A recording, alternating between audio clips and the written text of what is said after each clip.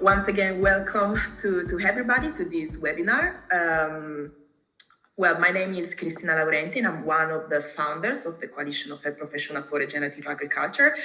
And I think this is the best way to start the week, but also to end our Women Month. So for the people who do not know us, or just to recap very quickly, we are a coalition of health professionals that want to accelerate the regenerative healthcare. And in particular, we decided to dedicate the whole month of March to women health.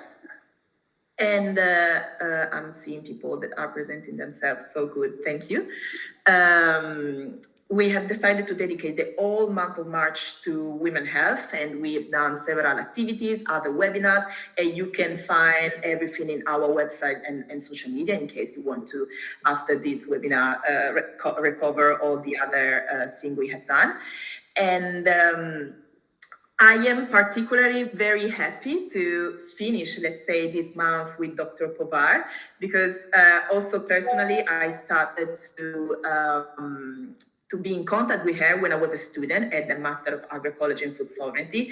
And at that time, I wasn't so sure. I was very insecure of how to merge agroecology and nutrition. It was very confusing for me. And I also asked her some questions, and she was always very kind to giving me suggestions and advice. And she was also very kind to accept to be with us today and having this webinar. And so, very quick introduction. Dr. Powar is a nutritionist, is indeed a doctor and an author. I really suggest you to read her book. I read some of them and they are very inspiring. And she also worked for the AZ Agroecology in Navdanya, founded by Vandana Shiva. And today we will be a webinar titled Woman and the Culture of Food and Sharing. Once again, I don't want to steal any other time, also because I think she can present herself better than anyone else. And just a very technical information. If you have any question, I would suggest you to write them in the chat, because then after her introduction, her speaking, we will have some time for just Q&A, so question and answer. So please, if you have any questions, just write in the chat and then we can recover them. And please put yourself mute and then for her time to speak, and then we can start the conversation in a dynamic way. So once again, thank you all for being here. And Dr. Powar, the floor is yours. Thank you. Namaskar, everyone. Good to be here. Good to see that young people are doing something. And doing something for health and I don't know what to call it, Mother Earth, planet Earth, the place we all live in, the place we share. So when I'm asked to speak, I don't use presentations. I don't use anything particularly technical. I just speak, and I usually speak about what I know. I've been working as a doctor in nutrition for the past 40 plus years. And I've been working all these years in all over the world. Apart from Latin America, I think I worked in every other country. North America, I worked, Europe, Africa. Now, being very senior in my profession, I have chosen to work only where I have a piece of family. Otherwise, I no longer see any family. So I work in India, I work in the UK, and I work all over Italy. So I do both things. I teach, I write about my subject, and I see patients. Now, one thing that is really hitting me is that people have somehow forgotten what food is. People have somehow forgotten what nutrition is. And this is particularly poignant given the the topic you've given me, that is women and the culture of sharing, because food and nutrition are ideas which are interlinked with indigenous knowledge and science. Now, what is indigenous knowledge? Indigenous knowledge is what a people has developed as a cultural model to what suits it best food-wise. And this takes into account soil, climate, water resources, everything. And that's how humanity has come till World War I. Between World War I and World War II, the world has been swamped, hit by a general madness. And it has forgotten what indigenous knowledge is, why indigenous knowledge is so precious. And where do women come into this picture? Women are the other half of the picture. Women are, since time immemorial, the custodians of that indigenous knowledge. Because women are the ones who are responsible both for the heart and in our Hindu religion, the temple is always in the kitchen. And in India, in the southern state of Kerala, the capital of Kerala, Thiruvananthapuram, has a festival which is called Attukalama, which is the goddess of millions. This year, 2023, this festival was on the 7th and 8th of March. So very much in theme with your idea. Now, during this festival, millions and millions and millions of women from all over India go to that city. And throughout the day and night, there's music, drums, and cooking. So the whole city is transformed into 1 million sacred kitchens.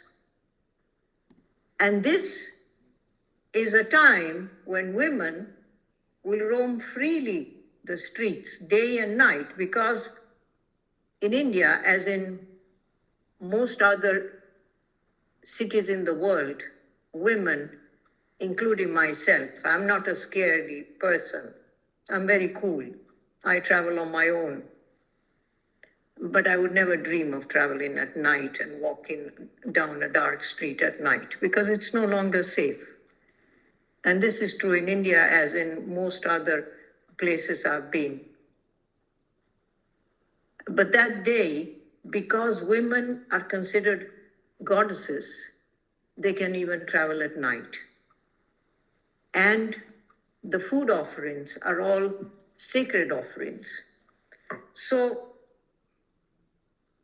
food is something in the old cultures, the old world, that follows a cultural pattern.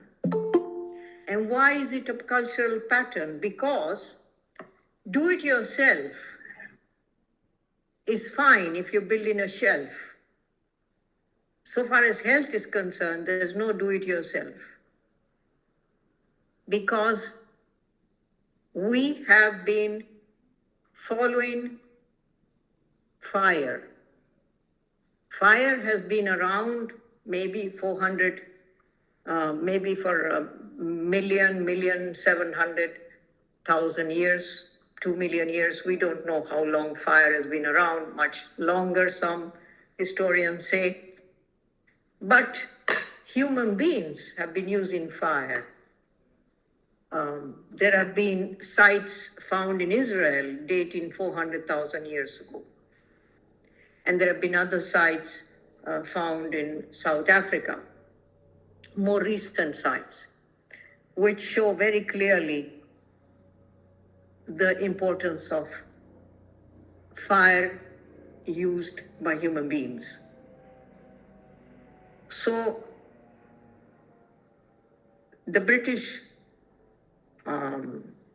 primate historian Richard Wrangham, what does he say? He says that the use of fire has most probably contributed to the increased brain size of human beings. Now, enlarging from this idea, building on this idea, I work with a lot of doctors who are psychiatrists or psychotherapists. And there is an interconnection between what is psychological or emotional and physical. And because I am a believer, I always like to add a third dimension, which is the spiritual dimension, which is not necessarily tied to a particular religion. I mean, each one of you can choose whatever you prefer, but there is something which is not tangible. The fact, why do I mention fire? Well, because fire meant there was a heart, and around that heart, people gathered, and they started eating together, and that developed not only the nutritional status of a community, but the need to communicate verbally. So the human being, unlike any other mammal, uses fire to cook food. We share a lot of characteristics with other mammals, but in this one, we human beings are different because we use fire to cook food. And that food is a prerogative of women. In all the mammalian species, it's always the female that teaches the young what to eat, what not to eat, and when to eat a particular food. And this is extremely important because it narrows down the possibility of making mistakes. And as I said, if we're building a shelf, there's no big deal if we make a mistake. It will be not straight or not strong enough. But making mistakes in health is very serious. So each people has enshrined in its culture a model on what to eat and when to eat. And it has devised specific foods tied to specific festivals. So the sacred and the non-sacred are closely intertwined. Why is this so important? Because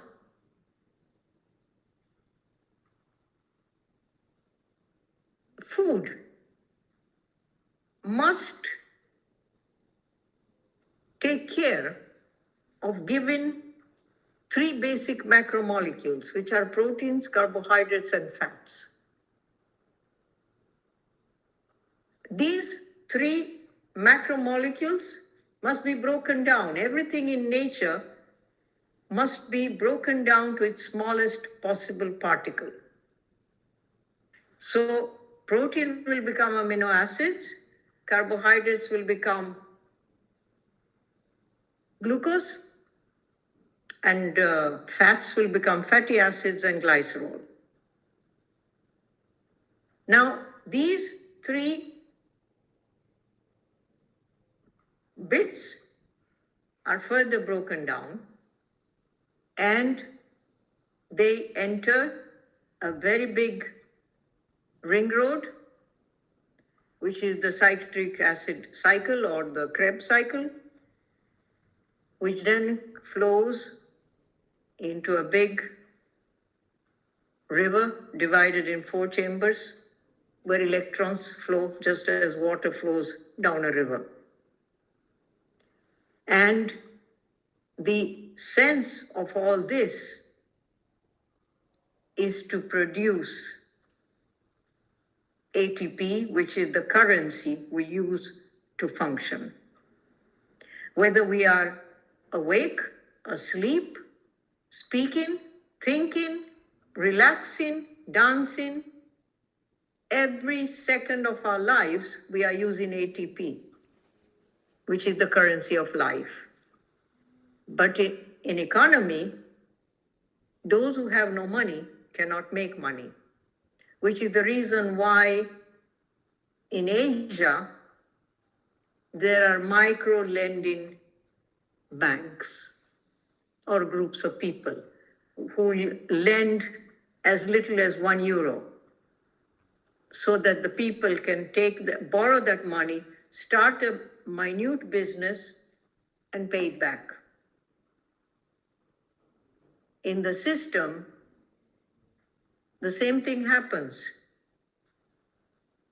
We need ATP to produce ATP. When we are young,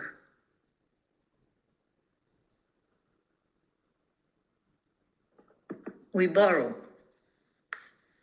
We are capable of borrowing because our systems have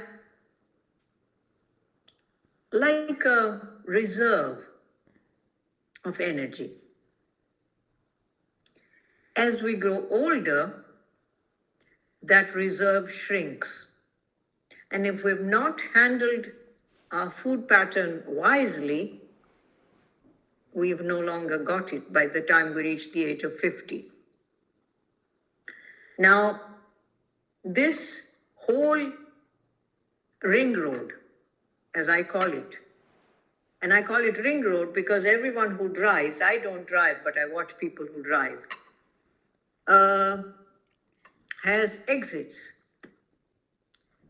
The human ring road has only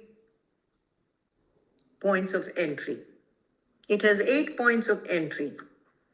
And each of these points of entry has amino acids, micronutrients, which are zinc, selenium, copper, chromium, iron, etc. And one of the many B vitamins, which is something that's totally misunderstood. The B vitamins are grossly called B complex or B something or the other. I follow a lot of people who are undergoing chemotherapy, etc., and many doctors use the expression, don't take B vitamins because it will make your cancer grow. It's not exactly true, and there is no such thing as the B vitamin because there's B1, B2, B3, B5, B6, B8, B9, and B12. Now, each of these Bs is part of an enzyme system. The 3 different substances that enter each of the 8 entry points is therefore amino acids, one of the Bs or more than one B, and a micronutrient. Now, I find that the way life has organized itself is unbelievably simple. It uses very few things. It just uses carbon, hydrogen, oxygen, nitrogen, a bunch of minerals. Because all these B's I'm talking about, or the amino acids, it's always the same: carbon, hydrogen, oxygen, nitrogen. But it's as simple and highly complex, highly articulate as the alphabet. I mean, the English alphabet has only 26 letters, and see what Shakespeare has done with them, or what any of the great masters have done with just a few letters. They didn't have an alphabet which was longer, 1,000,000 letters, but there are 1,000,000 different combinations that can be made with these few B vitamins and with the 20 amino acids. In the whole planet Earth, there are only 20 amino acids, which means 20 bits of protein. An amino acid is the smallest part of a protein, and a protein can be made putting together amino acids in different ways. Insulin is protein. Now, I love metaphors. Indians love metaphors. They're always using metaphors. And like many of my colleagues, I like the metaphor, the human body is like a car, etc., etc. The big difference between a car and the human body is that a car is made of certain stuff: metal, aluminum, whatever, rubber, plastic. And then it works with different stuff. To make it work, you need water or oil or petrol or I don't know what else. In the human body, structure and function is exactly the same molecule. So taking the example of protein, protein is muscle. I'm talking about structure. Muscle, tendon, red blood cell, immunoglobulin, the immune system. Function, enzymes, hormones. So think about a woman who expects a baby. A baby needs calcium to form, the fetus needs calcium to form bones and teeth. Now, if the mother's diet, for whatever reason, does not supply sufficient calcium, the baby will nevertheless get the calcium it needs. How? Any one of you know how? Because the mother system is going to activate a hormonal system is going to be activated, withdraw calcium from the bones, the mother's bones and teeth, and supply it via the umbilical cord in which blood flows to the baby. Now, if that mother, that woman, follows her native diet, what has been enshrined in thousands of years of eating patterns, each and every culture makes allowances for a pregnant woman. Each and every culture makes allowances for a mother who's just delivered. And if you analyze what each and every culture tells a woman to eat when she's pregnant, when she's delivered, when she's breastfeeding, you will see particular emphasis is put on calcium. It doesn't have to be a mother or a woman who comes from Sweden, which is notoriously a country that abounds in milk, cheeses, etc. Not all countries in the world have lots of milk and cheese, etc. In India, for example, only North India, Punjab, and the northern states have lots of milk. They use milk a lot. Their tea is very different from the tea we make in Maharashtra, because our tea is strong with very little milk. In the north of India, their tea, when they say strong tea, strong strength, means lots of milk, which to us is quite disgusting. But that's culture once again. So our cultural patterns are very different.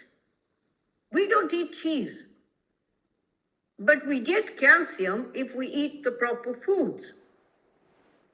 So an example I love to make, because people are never able to connect what a food is supposed to be and what the food has become. And a brilliant example of this is corn. Corn was introduced into Italy in 1494 by a diplomat, a Venetian diplomat, a diplomat of the Venetian Republic, who came back from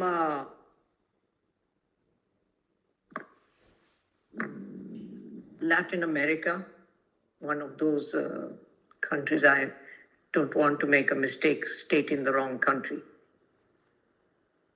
And he was gifted a bag of corn seeds. And he took it back to Venice.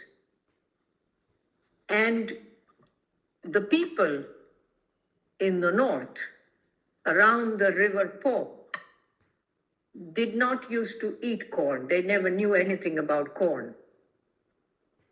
They used to eat other grains for the carbohydrate content, buckwheat, etc. So they happily started planting these seeds and getting the corn, and they made cornmeal and they ate that as a staple food. And very shortly, a terrible, terrible, terrible situation occurred, which today we call the 4Ds: dementia, dermatitis, diarrhea, delirium. Now, the 4Ds are a result of a severe B3 deficiency, vitamin B3, niacin. Now, how come the people in this Po Delta developed this tremendous epidemic, dementia, diarrhea, delirium, dermatitis, and the people in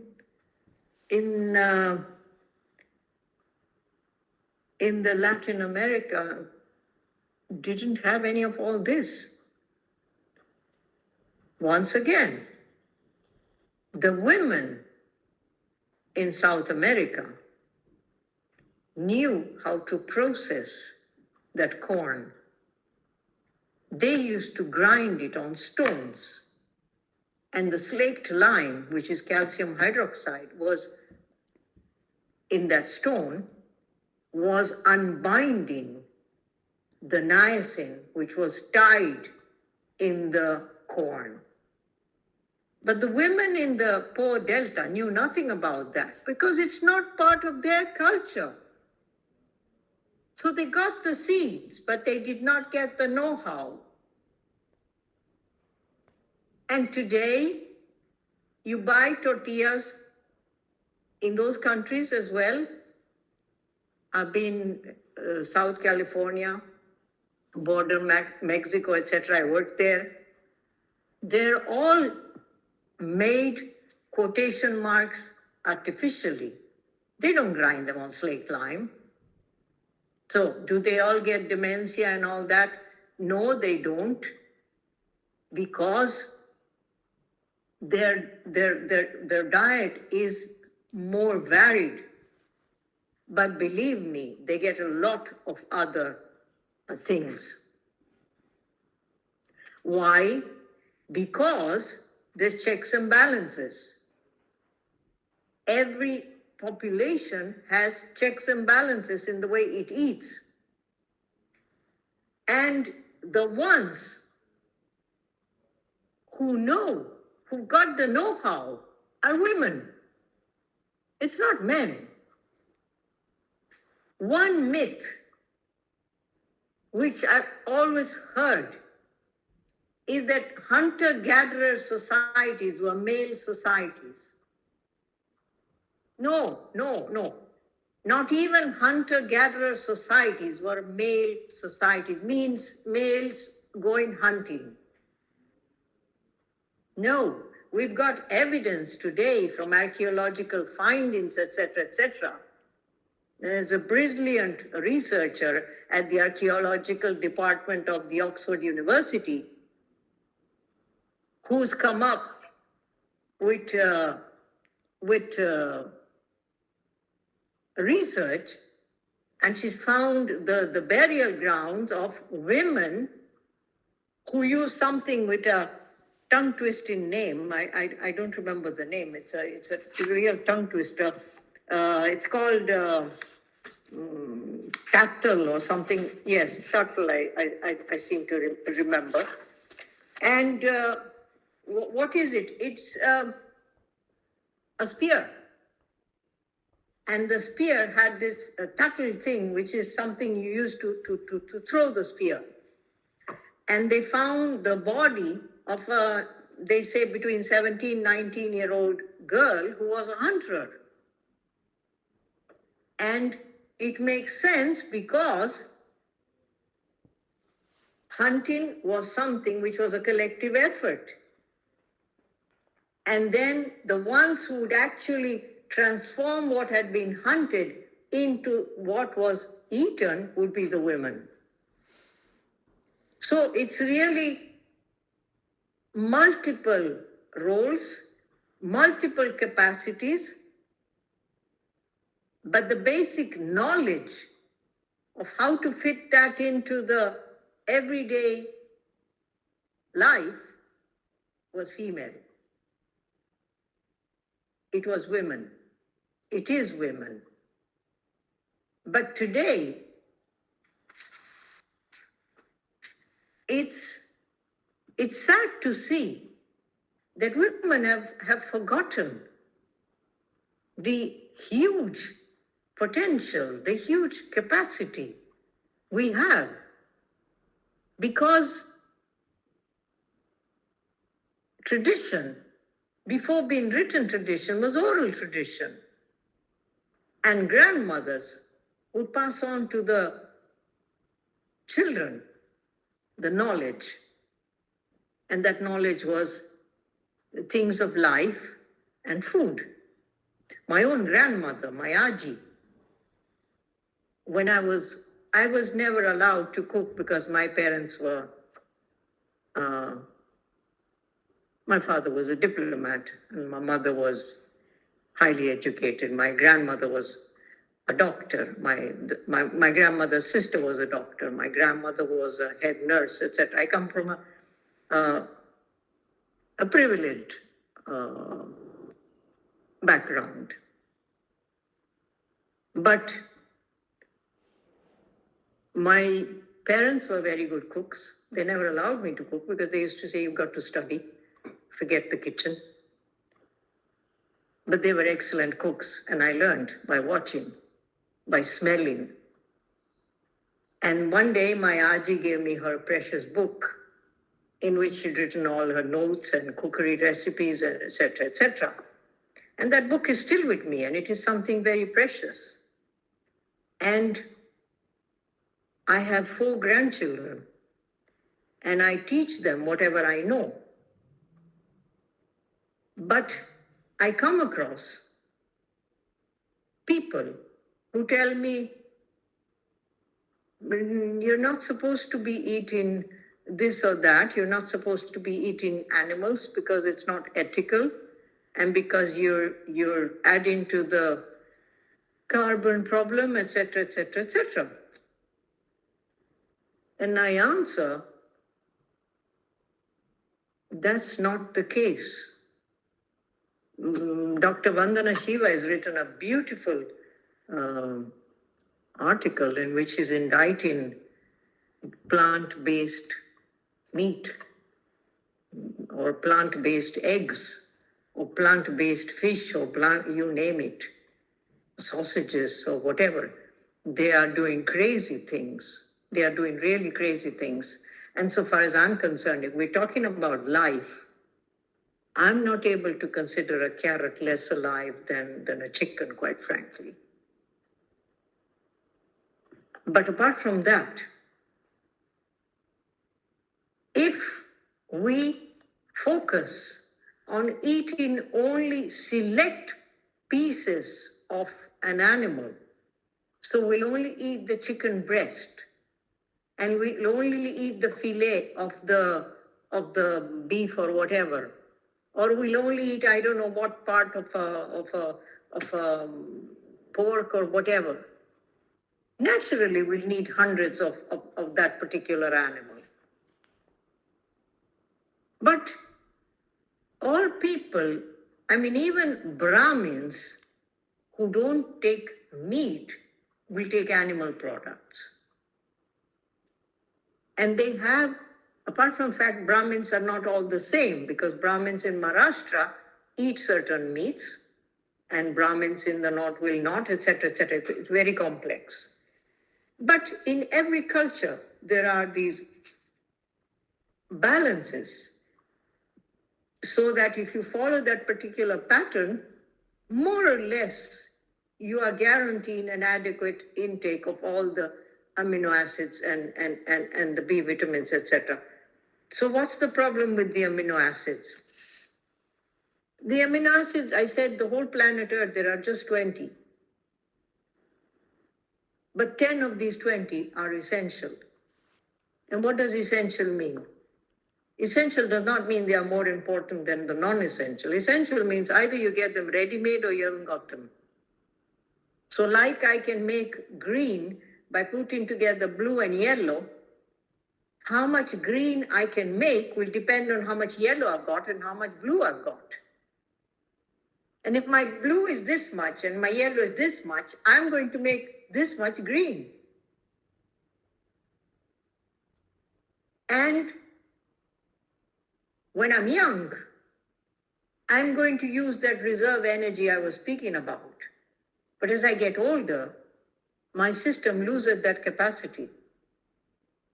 And that whole working around and getting a carbon atom for here and a hydrogen atom there, etc., which is what the Krebs cycle is all about, it's no longer perfect. So now we hear, if your cholesterol is high, you take this. If you're constipated, you do that.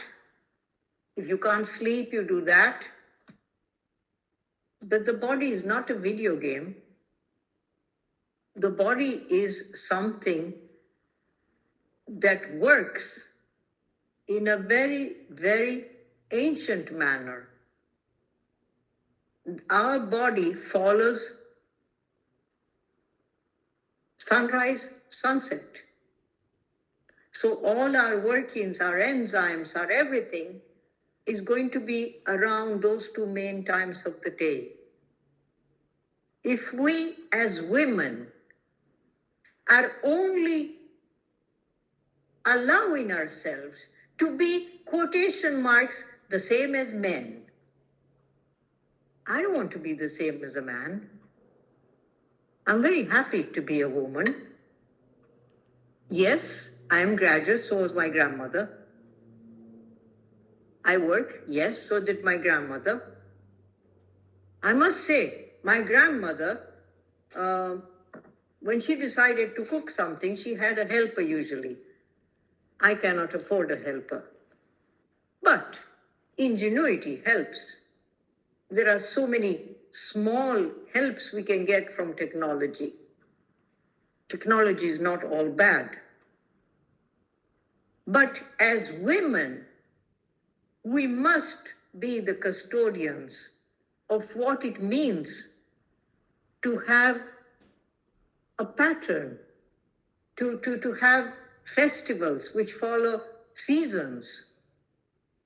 And if it is harmonious, you know that in certain seasons you eat certain foods, and that all major religious systems in the world have times for fasting, for example.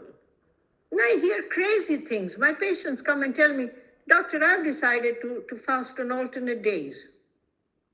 What kind of sense does that make? Is God out of his mind asking you to fast on alternate days? And a very dear friend who's a Jew told me, he said, Sister, I fasted, I don't remember what the festival was they had, but I fainted. What do you suggest? I said, God doesn't expect you to faint. Don't fast. Once again, fasting when you have behind your back a religion means that you have a sort of a mindset, like Muslims don't eat during Ramadan, etc., etc. So that supports you to a point, but only to a point. So once again, if you're a woman, you will have other needs from a man. You will have menstrual pains or menses or whatever. And when you stop having your fertile years and you go into menopause, you don't have to go around and say, now it's menopause, so you have to take this, that, and the next thing because your bones are going to collapse, your brain is going to go crazy, and you'll be having mood swings all the time. That's not true. And you're going to take hormone pills, you're going to take estrogens and all that. And I look at my lady patients and I say, it's true, your estrogen levels are going down during menopause, but would you want to become pregnant at 70? Your estrogen levels will be high when you're wanting to have a baby. That is your fertile years, which coincide with the years in which you've got more strength. Now that I am a grandmother and my youngest grandson is going to be 2 in a few days' time, I'm very happy. At the end of the day, I leave him to his parents. I love him dearly, but that's it. I just haven't got that kind of strength. Now, menopause, we still produce estrogens. Our entire life, we produce estrogens because every single cell in the body produces estrogens. It's just not enough to become pregnant. And who wants to become pregnant? And so on and so forth. So if, as I say, a woman is truly a woman and knows what foods to feed a family, not lower cholesterol, no eggs or eggs that are pretend eggs, so you not get cholesterol, and don't eat fats because fats are going to do I don't know what to your system, but have some basic knowledge of what the food pattern of that particular culture is. And I see people from really many different cultures. I see their babies. Many times I am, auntie to those babies because I help them come into the world, etc., etc. Even when the parents react adversely to so many foods, the improper word is that they're allergic, but they're not really allergic. They're just intolerant or have very poor reactions. The babies, I follow the pattern of each and every culture. With the adult, I cannot, because sometimes the adult is reacting to that which is supposedly his native food, but it's been modified so much, and here you people come into the picture because the agriculture is disastrous. And if I have the baby follow his native parents' diet, etc., in the proper way. So a bean is really a bean, and it's not something that's been modified. Fruit has not been modified to have very high fructose content, etc. The baby doesn't react to anything. So once again, who's going to take care of all that? I see moms who are vegans, and I see their babies. And I see more and more babies born with inborn errors, metabolic errors. And that is so sad. It's really sad. Because when a baby is tiny, it's cute, even if he cannot sit properly. But then when that baby will be 20, 25, who'll be able to take care? So on a nation, think about the cost. And think about how much cheaper it is for any nation to take care of its agriculture, to take care of the food that's fed to the babies in nurseries. Children in nurseries are fed atrocious diets. I mean, really bad. Just carbs and a sweet snack. I know because I've written letters for my various grandchildren, etc. So this is something positive which we can take care of.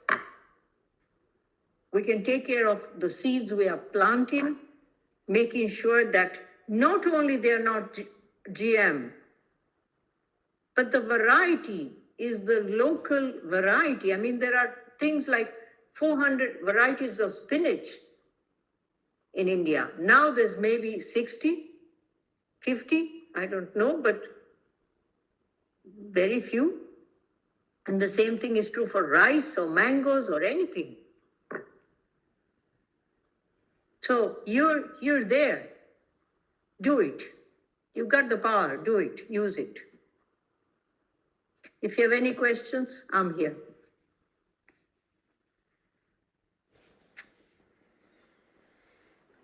Thank you a lot.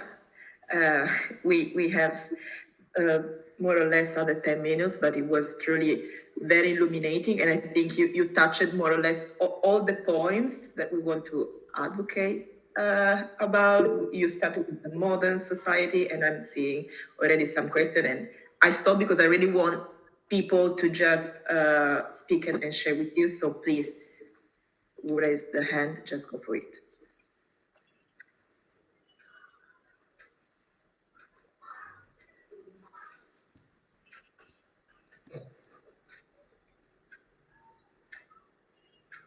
Satish, we you don't can hear speak. you.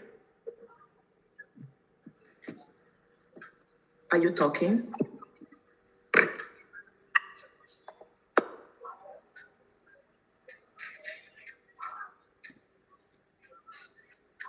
You want to? Someone here, Satish, but it says open queue. I don't know what it means. Maybe you can write your question in the chat and then we can read it to Dr.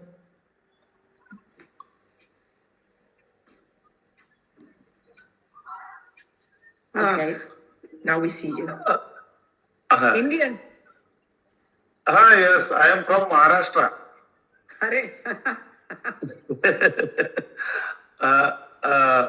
Myself, Dr.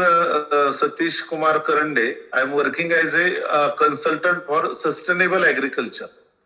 My question is, I have one comment and one question. Food security and nutritional security, both things are different.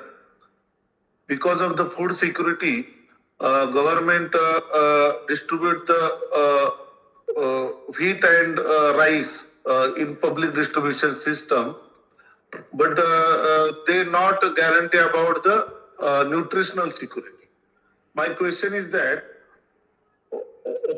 is it monoculture farming is against to nutritional security?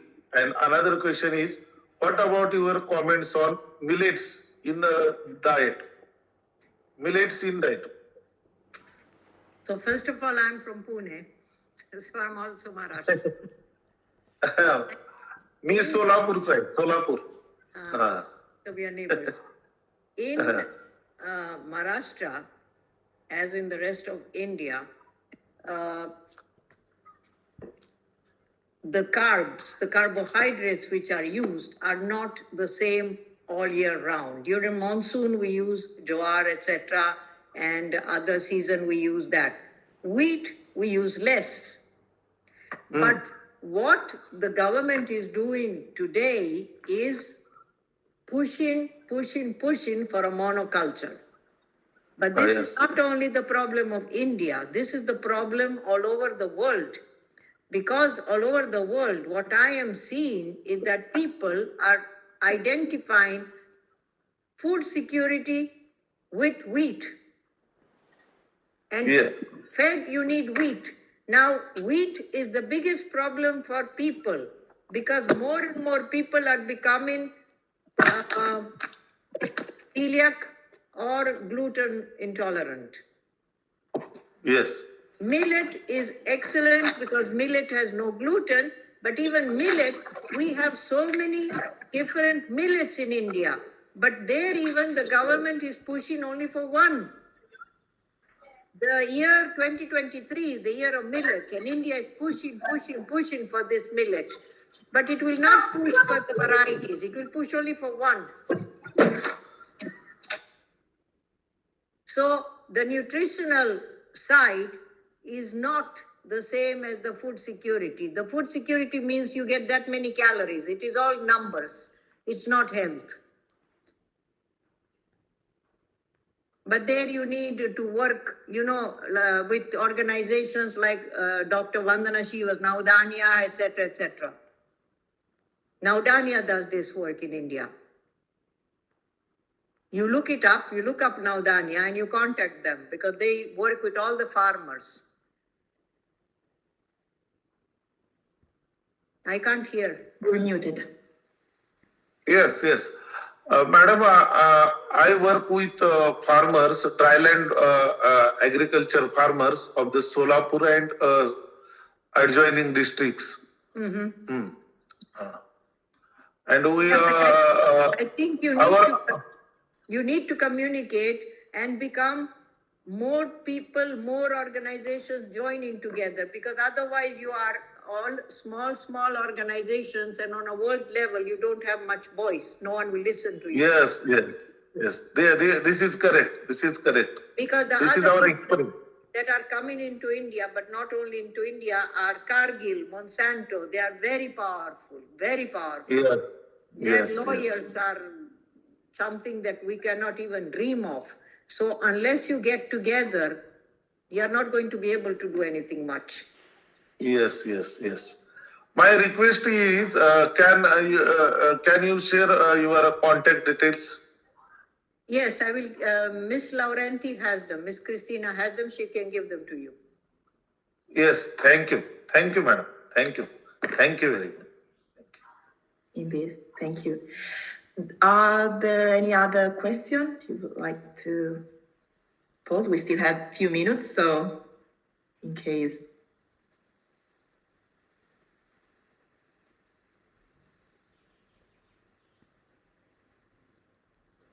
Okay.